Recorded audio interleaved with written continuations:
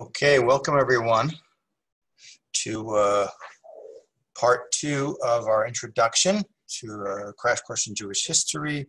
Just to do a quick review of what we did yesterday, and then we'll move on to the continuation. It'll probably take 3 classes to finish the intro. So we talked about that Judaism teaches that the purpose of creation is relationship with God. It's pleasure. The highest level pleasure is relationship with God. We talked about how in the early narrative in the Bible, humanity blew that and went into a big decline. The relationship with God was lost. We had the flood story with Noah's Ark. That didn't work. We get to Tower of Babel, and then comes Abraham, and he changes the whole course of human history. And I said he's great for 2 reasons: that he, in a world that's totally worshiping idols, he's able to think outside the box and reconnect to a completely counterintuitive, unacceptable idea of one creator, infinite creator of the universe. He dedicates himself to a unique mission, which is what Chosen People is about, getting humanity back to relationship with God. And that is the plot, not just of Jewish history, but of all of human history. And then we have to start looking at that's the real plot. It's much more subtle. It runs through. The problem is we tend to get distracted. We think of history, we think of battles and empires, and that's like the loud noise that gets our attention. But the real plot of human history is much more subtle, and it runs through and connects everything. And if we can learn to look at history with those Jewish lenses and that Jewish software, then all the seemingly disconnected bits start to fit together and make sense. And history becomes empirical, like science, as a cause and effect. The same infinite intelligence that put laws into science, like gravity, put laws into history. And that's one of the main reasons we have to learn history, because the patterns are there. They repeat themselves over and over again. So humanity returns to God, Jewish people lead the way is the plot. And I ended yesterday talking about how, it seems kind of counterintuitive that a people so small, Jewish people, 0.2% of the world's population, excuse me, but yet that it should all sort of go around us. And again, it's because we chose that role. And I gave one example yesterday, the infantry example, about how, like in an infantry unit, there's one soldier out in front leading the way. He's the point man. We become the point nation of history, which is the explanation for that really supernatural hatred, anti-Semitism, which we'll be talking about many, many more times in the course of this series. So that's one way we see that despite our teeny size, the Jewish people plays a very unique and central role in human history. The other example I wanted to use before we continue on with the class to demonstrate, the one more example I want to use to demonstrate the disproportionate central role the teeny tiny Jewish people play in history, I call the Hollywood movie example, since we've been using a movie analogy all along from the beginning of this introduction. If you look at how in a major motion picture in Hollywood, the actors, it's a pyramid. The top of the pyramid, smallest number of actors, but they're at the top. Which actors are those? Those are the lead actors. Below them, we have what? The supporting actors. Below them, we have the bit parts, the guys who have like one line in the movie, like "Phone for you, sir." And then on the bottom, you have the walk-ons, the extras, the people who are sitting in the back in the restaurant when the lead actors are talking or walking in the street scenes. In a movie, there's no one on the set being filmed who's not supposed to be there, even if it's an insignificant role. So too, in reality, every human being on the planet Earth plays a role. My aunt had this little cute magnet on her fridge. I don't know about you guys, but I know the refrigerator seems to be the smartest appliance in the house. All the important wisdom and information is always attached with notes and magnets on it. And she had a magnet that said in huge letters, "Every human being serves a purpose." And then in little letters underneath, even if it's just as a really bad example. But to go back to the top of the pyramid, in Hollywood, to be these A-list actors, these high-earning actors, the biggest earning actor last year, I'm forgetting who it was now, but it's people like Mark Wahlberg and Jennifer Lawrence, and I know that the highest earning actress last year was Scarlett Johansson, Jewish, by the way, unbelievable. To be one of these people, A-list actors, is pretty cool. You get a lot of fame, you get a lot of money. Everyone loves you. There's one huge downside. What's the one huge downside? You got no private life. Everything you do is People Magazine, National Enquirer, paparazzi. But otherwise, it's a pretty good deal. But that's Hollywood. That's fantasy world. But in reality world, in the reality of history, his story, when we chose for ourselves from Abraham this unique responsibility, we became the lead actors. But unlike in Hollywood, we don't get the fame and the fortune, but we get all the paparazzi, which, like the example I used of anti-Semitism, explains another unique aspect of reality, how it treats the Jews. I think it was best stated by Charles Krauthammer, the late great Charles Krauthammer, newspaper columnist. He had a great statement. He said, Jews is news. And since good news is no news and only bad news makes news, when a Jew is perceived to do something wrong, or the Jewish state like Israel, the world will go nuts, which explains this insane double standard. I apologize for the background noise.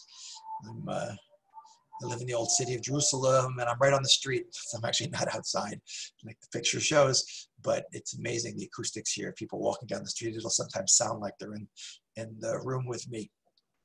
But Israel is constantly the focus of hypercriticism in the world. Yesterday I made that negative comment, the Tower of Babel today, that humanity unites for all the wrong reasons is the United Nations, but that's the reality of the world.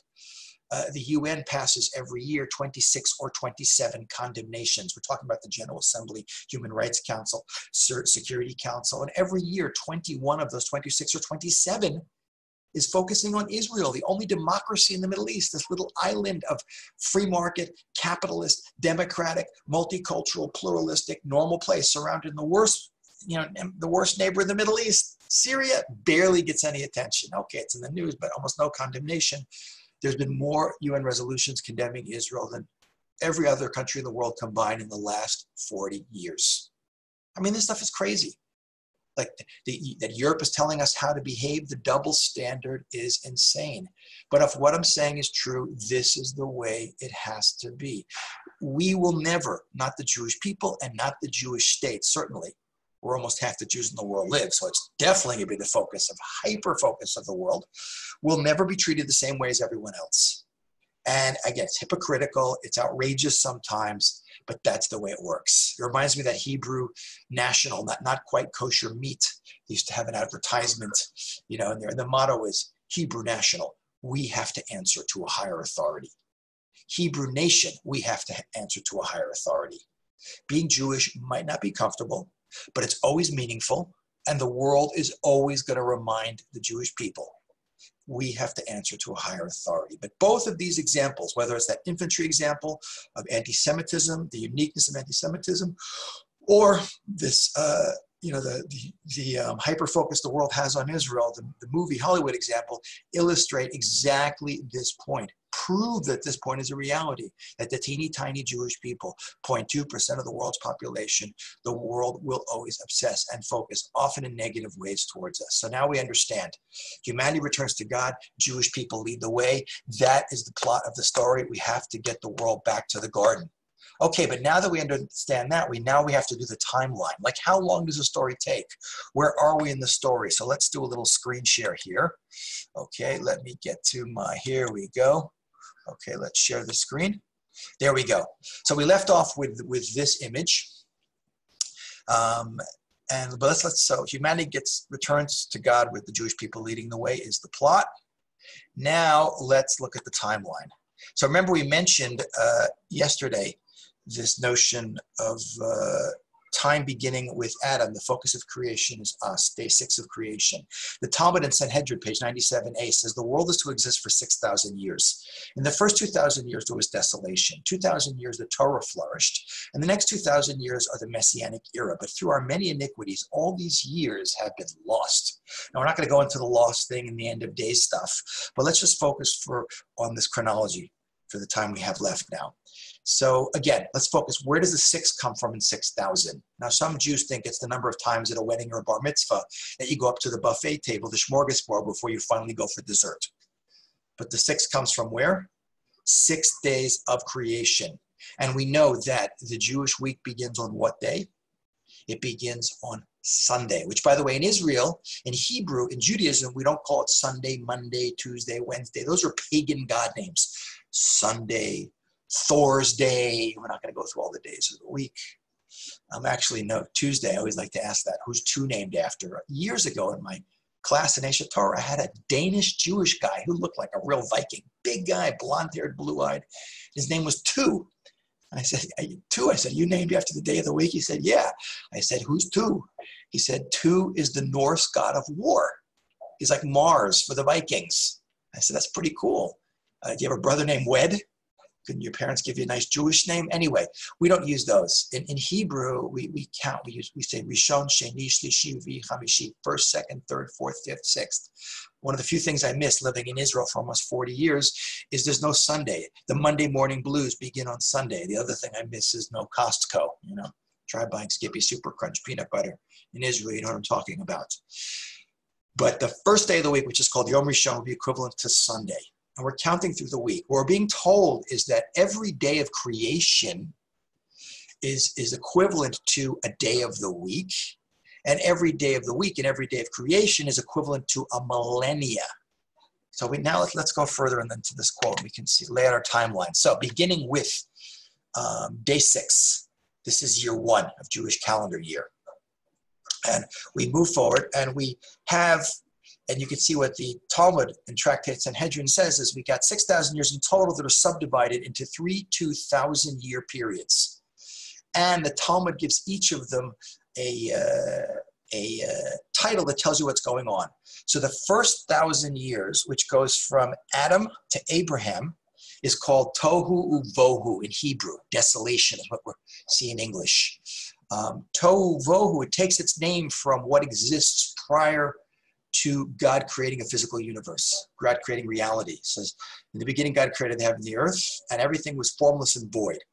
But here they borrowed the term to tell you that this does not predate creation, these first 2,000 years. This is from Adam onward, day 6 onward for the next 2,000 years. But this is formless and void in terms of spirituality and relationship with God, purpose of creation, that connection, that highest level pleasure. And that 2,000 years will go from basically Adam to Abraham. Sort of you could draw a line going down from Eden downward where the world goes into spiritual decline. The next 2,000 years, which is going to cover everything from Abraham onward, the 5 books of Moses. If you want to know where it works in the Hebrew Bible, Joshua, Judges, Samuel, Kings, all the way to the book of Chronicles, into the Second Temple period, which we're going to see later is another like 420 years, past the Second Temple period, until, let's round it off to about the year 200 of the Common Era. That is not only the entire period of the Hebrew Bible, but that's the entire national history of the Jewish people in the land, going from the creation of a family of monotheists, Abraham, Isaac, Jacob, to Jacob's 12 sons, Egypt, going from an extended family of 70 into a nation of 3 million, the Exodus, 40 years wandering, and then literally, that entire period of Joshua, Judges, First Temple period, 410 years, second, massive period of time of Jewish history in Israel, past the destruction of the Second Temple, past the Bar Kokhba revolt. If you don't know what I'm talking about, well, first of all, get a copy of my crash course in Jewish history, and you will. All the way through around the year 200, which is about 130 years after the destruction of the Second Temple. That corresponds to the writing of the Mishnah, which is pretty much the closing of Jewish national experience in Israel before we go into diaspora. And the vast majority of Jews will abandon the land for 2,000 years, pretty much 2,000 years. That period of time is called Torah. And that's sort of the theme of that is Jewish people were the hardware, with Torah, the software, a unique people in a unique piece of real estate with a unique mission. That's that period of time. The last 2,000 years is called Messiah. And we're not going to get to the Christian thing. We're not saying the Messiah is here yet. But that 2,000-year period, which we're not at the end of yet, is the story of not just the spiritual return of humanity, turning the corner, moving away from paganism, back to humanity's return to monotheism, albeit through offshoot religions like Christianity and Islam. The Jewish people's very gradual return, and which is greatly accelerated to the land of Israel. So that's the period of time of the leading towards the redemption. And if we could subdivide, these, let's go back, excuse me, we don't get to quite there yet. There we go. We could subdivide these 6,000 years, Sunday, Monday would be desolation. Tuesday, Wednesday, which would be the third day and the fourth day is Torah. And Thursday, Friday is Messiah. Okay, and that last period of time, that last 2,000 years we have to focus on. Let's go to the next image. Okay, here's the 4,000 till the 6,000 called Messiah. That is subdivided into 2 periods of time. So while the whole period of time is called the Messiah, that latter period is called the Messianic Era. Okay, and let me explain what's going on here now. If you look at the Jewish week, the week starts on Sunday. We go through 6 days. When you hit the 6th day, which is Friday, you get to sunset. And sunset is the transitional period. When the sun goes down before the stars come out, it's no longer really Friday, but it's not really Shabbat yet. That would be Kabbalat Shabbat, as we call it. That's the ceremony that we do at that period of time. The Kabbalat Shabbat of human history is called the Messianic Era. And it's amazing, by the way, how many Jews think the Messiah is not even a Jewish idea. You know, one thing I've learned teaching for more than 3 decades is lack of knowledge doesn't stop people who seem to know very little from voicing opinions on things they don't know a lot about. You know, they say in physics, light travels faster than sound, which is why first you hear lightning, then you see the thunder. It's also why some people appear to be intelligent to hear them speak. If I had $1 for every time someone told me, you know, we don't believe in Messiah, it's a Christian concept. Judaism is a here and now religion. When it comes to eating, we're definitely here and now. But the term Messiah is a Jewish concept. I often teach Christian groups about this. And not to go into the class now, hopefully we'll do it later. But Messiah is a human being with a certain lineage, you know, a certain bloodline, a certain spiritual connection, leadership ability, Torah knowledge, whose job it is to act as a catalyst. We've talked a lot about physics. Let's talk about some chemistry now. What does a catalyst do? Speeds up a reaction. His job is to, as we get to that deadline, that Friday going into the Saturday, that 6th day going to the 7th, to speed up the process to bring the Jewish people and the entire world into that 7th day. Now, 7th day in the week is Shabbat. The 7th millennia is Olam Haba. Okay, now Olam Haba, by the way, is not where you go when you're dead. When a person dies, what's death? Like a good example is when you get a new phone, like your new smartphone. What do you do with it? You got your phone. What do you want? You don't want the phone, the physical phone itself. You don't really care about. So but what do you want to keep on your phone? Your photos, your music, your contacts, all that stuff. That goes to the cloud. That's the soul. The phone, well, you get it. You either sell it to someone else or you recycle it. That's what happens. The body is the phone. It gets recycled back to the earth, ashes to ashes, dust to dust. The soul goes to where? It doesn't go to Olam Haba. It goes to Olam HaNishamot. What's Olam HaNishamot? That's the soul world. And if the soul has done the work down here, because think about it, what's down here all about? Down here is a soul and a body where you're pulled in different directions. And what are we judged on? When I say we, what are we? The essence of who we are. What's the soul judged on? We're judged on the choices we make. To make choices, we have to be pulled in different directions, have different things to choose. So based on the choices we make, we get certain like points, racked up the points. And if we get enough points, so to speak, then the soul gets to hang out with God in Olam HaNishamot, that soul waiting room, that soul world, and have that highest pleasure, which is direct connection with God, that highest first-class pleasure, as we call it. But if not, and this is a Jewish idea that Christianity does not have, the soul can get recycled back into a body, back into a body again. Again, you're hearing people out on the street over here. It's not my house. Back into a body again, where it can start all over again, which means if you're watching this class now or giving this class, to quote the rabbis Crosby, Stills, Nash, and Young in a great piece of classical music called Deja Vu, we have all been here before. We're talking about what concept? Transmigration of souls, Gilgula Nishamot. We have been here before. And if you want to know who you were before, I'm happy to. You can send me an email message or something. I'm happy to connect you with my good friend, Rabbi Dr. Efim Sfirsky, Russian, Canadian, Israeli psychotherapist, who, for a pretty reasonable price, will regress you through hypnosis into who you were the last time you were here. Pretty cool stuff. I've actually done it.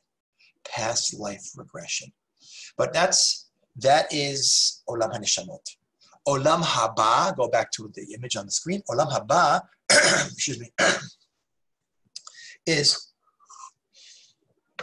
when the entire world, the physical world, goes through a transformation and returns to the state it was before the fall in the Garden of Eden, when Adam messed it up and began that downward slide that lasts for 2,000 years till Abraham comes along. And if you've heard of concepts like resurrection of the dead and final judgment, so that takes place in Olam Haba, and that's beyond the scope of our class, so we're not going to go into it now. But now we understand. So we got 6,000 years maximum, by the way, and Jewish tradition says the Messiah has to come and complete the job by the year 6,000. He doesn't show up at the year 6,000. By the year 6,000, we're already in Olam Haba. Remember, the Messianic Era is not the end of the story. It's a transitional period. And people always want to ask me, and what if the Messiah doesn't come by the year 6,000? I always give the same answer. Like, ask for your money back. It hasn't happened yet. Although, hopefully maybe we'll do a class. We're getting pretty close. We got just heads. You know, it's interesting. The rabbis always talk about the Messiah is coming as the Hevle HaMashiach, the birth pangs of the Messiah, like a woman giving birth. And I know, pardon me, ladies, mentioned never talk about women giving birth, but we're getting some pretty big birth pangs. Our little COVID-19 thing here is, in my opinion, as a rabbi historian, a very big contraction. But we'll save that topic for a later date. So remember, Messiah has to come by the year 6,000. So where are we in our story? So what's the Jewish year we're in now? We're in 5,780. If every day of the week is 1,000 years, then we get to 5,000. What day of the week are we in? Everyone gets confused on this.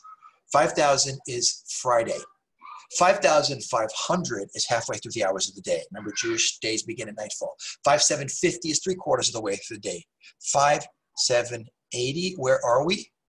We are late Friday afternoon, so to speak, very late in that millennia.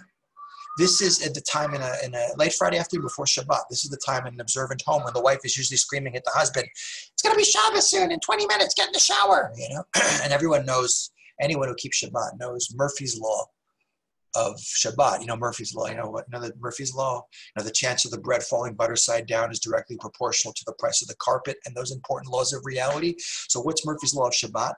No matter when you start preparing for Shabbat, even if it's in June in New York, when Shabbat comes in at like 9 o'clock at night, and you start cooking Sunday morning the week before at 7 a.m., what are you still doing a half hour before sunset Friday? You're still running around like a chicken with your head cut off, because everything speeds up and gets really intense as we approach that deadline of 6,000 years. And if you do the math, what's 5,780 minus, excuse me, what's 6,000 minus 5,780? 220. 220. And that 220 is a maximum. You never bring Shabbat in, by the way, at the exact deadline. In Jerusalem, we bring in Shabbat 40 minutes early. In the diaspora, 18 minutes before Shabbat comes in is candle lighting. That's just a hard deadline. You don't want to be writing your turn paper a half hour, before it's due. You ideally want to get it done early, but that's the hard deadline.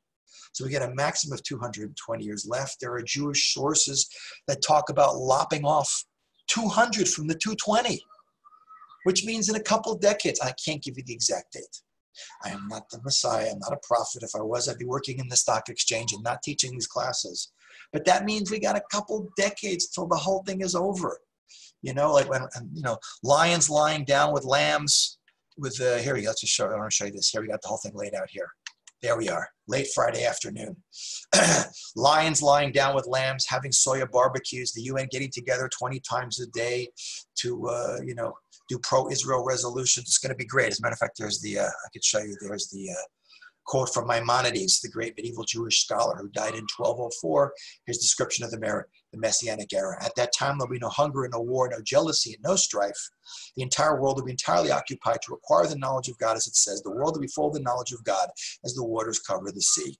Meaning tyranny ends, the world lines up behind the Jewish people, and we get the whole world, prepare the whole world to get back to the garden, so to speak. But we're going to save that topic for another class. But here's where we see we are, guys. So we laid the whole thing out. Now we can see where we are in our story late Friday afternoon. What do you learn from this, by the way? that, you know, I always say this, guys, we just got a big contraction. There's a huge upswing, by the way, since COVID hit, massive upswing in requests and interest in making Aliyah to Israel from the Western world. People recognizing that Israel is the best place to be, safest place to be. Guys, I'm telling you, it's my Zionist pitch. Get real estate now in Israel, even if you're not waiting to make Aliyah. Those French Jews, they're getting all the good apartments. The Messiah could come in any minute. It says salvation can come in the wink of an eye. You'll be stuck in New York. Hopefully the flights will be opened up by then, but there'll be a big backlog, and all the Jews who are smart and got in early will be staying in the nice places, and you might end up on the Egyptian border in one of those like little tent encampments like Moroccan Jews ended up in the 1950s, sharing a spigot of water with the Goldbergs from Pico Roberts and the Schwartzes from Bathurst and something, and the Feldmans from Lawrence, Long Island. And meanwhile, the rest of us, we got it under the wire. So guys, seriously. But anyway, let's put it all together because time is running out. So we got one more piece of our introduction to do, which we'll do next week, but let's just sum it all up. Judaism says that the purpose of creation is pleasure. The highest level pleasure is relationship with God. That's what the Garden of Eden was about. But humanity found that too hard to do, so they blew it. Along came Abraham, and he chose for himself and for us this unique responsibility. That's what chosen people is about. We're chosen for your responsibility to get not just ourselves, but humanity back to relationship with God. That is the plot of not just Jewish history, but all of human history. Humanity returns to God. Jewish people lead the way. We got 6,000 years to do that in, and we are very close to the end of the story with a maximum of 220 and very possibly a lot less time left till we hit that 6,000 year deadline. Okay, guys, that's part 2 of the intro. We're going to stop here. Thanks for watching. You're welcome to follow us, HTV, on Facebook, and of course, leave any comments. You're welcome to visit my website, which is kenspiro.com. I got lots of free content. You can listen, read, and watch, and you can also contact me through that site. And I highly recommend, as does my mother, that you get a crash course in Jewish history. An excellent book, if I say so myself. Everyone, you should have a great week. And back here, and everyone should be healthy.